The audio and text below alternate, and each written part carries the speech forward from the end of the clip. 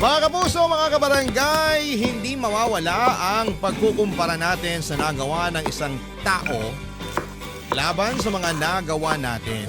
Minsan ay maaari nating gamitin yon upang ma-motivate ang ating mga sarili na abutin ang mga pangarap natin sa buhay katulad ng ginagawa ng iba. Maaari ring makatulong ang pagkukumpara kung sa mabuting bagay natin yon tinitignan. Pero kapag iniisip natin nasasapawan na po tayo ng iba ay hindi po yun maganda ha. Huwag po nating inuugali yun ha.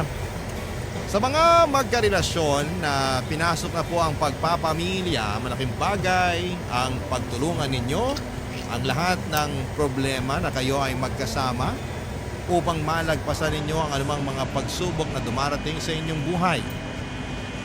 Lagi ninyong tatandaan na kayo laban sa problema at hindi kayo laban